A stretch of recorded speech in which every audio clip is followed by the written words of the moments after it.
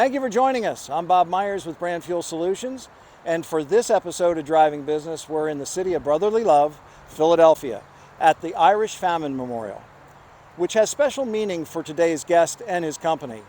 I'm honored to have Barry Quinn, the president of Forest North America, with us today to explore how Forest disrupted the salon and spa software world and has become the preferred management solution for top salons across the US and beyond. Want to look inside? Hop on in and take a drive with us.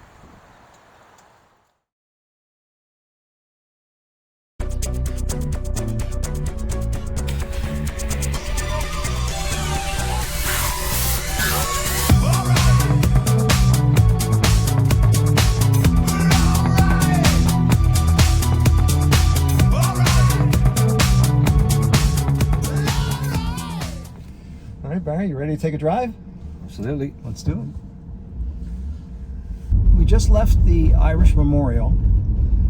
Maybe give us a little insight to, since you and Forrest are both from Ireland, Yeah. what's the story about the potato famine? Well, it's a long story. I don't think we'll have enough time today to cover exactly what happened in the potato famine, but the island of Ireland in 1845 had 8.5 million people living on the island of Ireland. And we had the potato famine, or An Gorta Mór, which it's referred to in Ireland, which means the Great Hunger. And we lost 1 million people. 1 million people died during the potato famine, and another anywhere between 1 or 2 million people migrated and left Ireland. Most of them landing here in America. So America became a place of great refuge for Irish people. Even today, with all the advances in health and medicine and everything else, we still only have 7 million people living on the island versus 8.5 million people back then. Yeah, it's 25% of the population. Yeah. Wow. You are the president of North America for Forest, and maybe give us a little history of Forest and how it came to be. And I know it has a rich, interesting start in the professional salon industry. Yeah, well, thankfully we've a much more positive backstory, not to make light of that, of course, but No. yeah, so Forrest started on the salon floor. So our founder and CEO, Ronan Percival, who's our CEO still today, Ronan was a receptionist in a very busy Dublin city centre salon. They had a problem with no-shows, so clients were booking appointments and not showing up, Right. which can be devastating to a salon, as everybody knows, and 2 or 3 of them a day are really expensive loss. So Ronan would take the cell phone numbers, and he would text the people the day before to remind them of their appointment, and this began to cut down on no-shows. So more money was going into the salon immediately, and that kind of sparked his interest, and they had a crazy Christmas period or a winter period, and they came in on January, the 2nd of January, the 3rd of January, and tumbleweed, Ronan's standing there, the phone's not ringing, the stylists aren't busy. So he took all the phone numbers and texted out an offer to all the people he'd collected the cell phone numbers for reminder messages in the previous year. So 2, 3, 4 minutes later, phone starts ringing. He has the second phone. All of a sudden, phone's off the hook, and he answered phone calls all day that day. And by the end of that week, they'd filled out January. And Ronan, I think, Wow. something really, that was the eureka moment. There's something in this, and that was just text messages. And what Ronan didn't know at the time was we were the first salon software in the world to actually embrace text message technology and reminder messages and marketing messages and stuff like that. So it doesn't seem very innovative now, of course, but it still works, and it's still it's a channel where you can directly get to your customer through text. But obviously Forrest has developed unbelievably since then, but that story is where it started, really. And it's interesting because the one thing, when I said disruption, I really was referring to the fact you were really the first company to marry the operation salon management piece with like an aggressive marketing and digital piece. So the two really blended well, and it created an interesting point of difference. Yeah, and that's constantly evolving. And I think it's a great observation. It's two different things. Marketing tools and being great at that is one thing, but you got to have the back end right, and you got to take the pain away from the day to day for salon owners and stylists and people in the spa, where you make the operational stuff a little bit easier. You get your numbers that you need really quickly in reports, or you can do an inventory count really quickly through your phone, through an app, through the Forest Glow app, for example. That's one side, and then the next side is how do we get your clients back in more often, spending more money, Right. and how do we generate more referrals? So it's two things, but you've got to marry them together, in our opinion, and that's what we do every single day. I have done for almost 20 years now. I don't detect a Philadelphia accent here, so so give me a little insight into, what brought Forrest to Yeah. Philadelphia. What Yeah. was the impetus behind that? Yeah. So I'm from Dublin City, Ireland, and that is the birthplace of Forrest. So 2003 is when we started. We started helping Irish salons originally, and Ronan's story, which I've told there, started in Dublin City. We focused on the Irish market for a number of years. Then we moved to the UK. It's right next door. Lots of similarities, obviously culturally and everything else. So Right. we moved there, and over a number of years, we became the number one provider for salons and spas in the UK over like a 5-year period, let's say. But we want to help salon owners everywhere. We want to help salon owners all over the world. So we fast forward to today. We have offices in Dublin, in the UK, in Philadelphia, which I'll talk about in a second, in Australia, in Finland, in Germany, Austria, Switzerland. So Philly ticked the boxes, and we came and we looked at the city, and there's a huge Irish connection with the city, a lot of Irish huge ancestry. Yep. So it just felt right for us. It reminds me of Dublin a lot, and people aren't afraid to tell you what they think. Yeah, you don't have a hard time if you've ever been to a Philadelphia Eagles game to get an opinion about something. Well, they threw snowballs at Santa with rocks, didn't they? Yeah. Yeah. I won't- Yeah, that was the only place that Santa got booed, I think. Yeah, precisely. Yeah. Now, I understand that you have some new and interesting data about salon searches. What's that all about? Yeah, we interviewed 2,000 clients of premium salons a couple of months ago. There's a ton of interesting data, but there's two that jump out to me to talk about now. One of them is search has changed. So how people find a salon or what they're looking for, in general, in how search works has changed, but particularly in our industry. For example, people would search salon in Old City, Philadelphia. People are now searching Davines Salon, Old City, Philadelphia. Kevin Murphy Salon, Fairmount, Philadelphia. Euphora Salon, Kerastas Salon. People are searching by the brand, becoming much more loyal to the brands that they've chosen, and they're searching for that directly. But the really interesting thing is, you can take control of this for free today. There's a tool called Google Merchant Center. So if anybody Googles Google Merchant Center, you can take control of that for your business. And if you go in there, take control of that, you can input what you do and what brands that you carry, so that when somebody searches Kerastas Salon, New York City, they can, it's going to show you in the top 2 or the top 3 results. So that's something everybody can do if you take 10 minutes to do that. You need to take ownership of that page anyway, because that's going to develop and become something really big. Google are really investing in this stuff.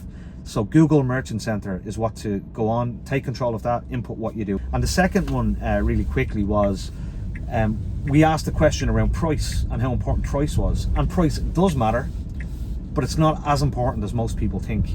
So price was about 32% of people, like a factor in people's decision making, but convenience, brands that the business carry, that type of thing was way more important than actual price. So, what do you see now as the greatest challenges for salons and spas? At this time last year, we can see in our salon data that salons were losing about 1 in 5 stylists to different places. They were going somewhere else. That number is receding, and what we can see from our data now is that salons are still losing stylists, but it's at a slower rate. The more money we can put into salons, the more money salons can pay their stylists, and especially around retail, which you mentioned. Like, people know a lot of profitable dollars can be found in retail, but most salons want to sell more, or you're not happy with the results that they have. If we have that online storefront, whether it be through an affiliate program or a manufacturer, doesn't that extend that salon experience? Yeah, well, actually, that survey which I've referenced, there was a separate question, and I think it was about 55% of the end clients wanted to buy from their salon and from their stylist, but only actually something like 10 to 15% do. Like, everyone can launch an e-com store today, and it won't be perfect, and you'll have some challenges, but getting it moving is half the battle. The best time to plant a tree was 20 years ago. The second best time is today. Yes. So getting moving is the big challenge there. That's a great analogy. I like that. Yeah. So speaking of trees and forest,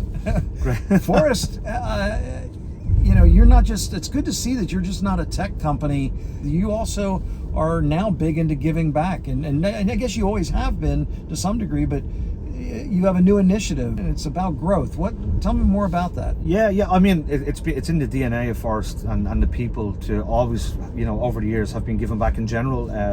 Locally, the team would get together and run charity initiatives. And in terms of giving back, we actually this year launched the Forest Growth Fund, where we announced $250,000 to give back to our salon owners. It's not a loan. It wasn't something that people have to pay back. It was a growth fund. What salon owners did was they put forward submissions where they wanted to invest in education or training, or they had an idea, like for within the salon, they had an idea for something that would help them get more customers, or upsell more product. Right. Lots of different ideas were out there, and they were judged by an independent panel of people that are not connected to Forest. So we looked at those submissions, and then it was narrowed down, and people got $2,000, $3,000 from the growth fund to invest in growth and to help them grow their business with no obligations or no strings. Wow, that's so no payback schedule or anything. No, like that? Absolutely 100% their money once we gave it. And then for the people that maybe weren't successful this time around, we launched also a Forest Growth Academy, where people had put together the ideas that they wanted help on. So we went out there and got the best experts in the industry to create content, again, free of charge. Brought the resources to them. So you wanted to help with with retail sales. You wanted help with staffing or difficult conversations with your staff or whatever it might have been. There are lots of different ideas there. So we invested then ourselves in going to create programs, the Forest Growth program. That's something we're going to continue to grow, obviously, past this year. So sure, really, really proud of that. Yeah. So tell me what Barry does when he's not running a high-performance software company. Not much else, to be honest with you. But no, I absolutely, I do. Yeah, I do. Well, like I'm a massive sports fan, which Philadelphia, you couldn't have found a better city. Yeah, one other thing that I do a lot, I like to sing, and I actually play music with a couple of local Irish musicians. So we keep the spirit of Ireland alive, and we sing some Irish traditional songs and songs about Dublin, and nice. We sing it around Philadelphia. We go down the Jersey Shore for the summer. And well, now the first time I think I met you, I saw you behind a piano, or I think it was in Chicago. There you go. Yeah, it was. Yeah. So yeah, that's a great way to unwind. I got to meet some great people that way. It's predominantly Irish, but we sneak some Bruce Springsteen songs in there too sometimes. Yeah, quite a musician, this one, I'll tell you. So what's new on the horizon for Forest? Thankfully, we're back to in-person events, obviously, but we've got the flagship Salon Owners Summit, which takes place in Dublin, Ireland in January. So we get salon owners together from all over the world. We've already got 100 people from the US who have bought their tickets. Wow. For this January. Yes. So we're hoping to have, and we're well on our way to having about 700-800 salons coming from all over the world to Dublin, and we'll have a couple of days of education, and we'll be launching some of the new products that I'm talking about in person. You'll have some of the best keynote speakers in the world. So this is our first one since 2020. Yeah, it's really going to blow people away. I'm not sure you'll ever have been at an event like this, honestly. And there's some great events in the US, but this will have a US feel to it, because we're going to have so many people from the States, and we've got speakers from the States and stuff.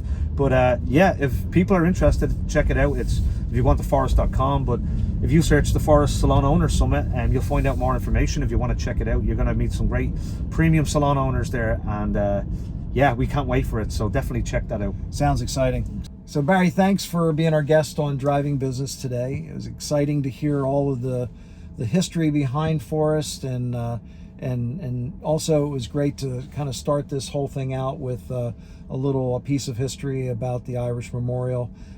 Great contributions from Irish Americans, and as a traditional token of my appreciation, I've got your own Brand Fuel Solutions cap here. Thanks a million. You know, I know that'll be good to wear at some of those sporting events. Absolutely, yeah. And but it's been great having you as a guest, and I really appreciate the time you spent with us today.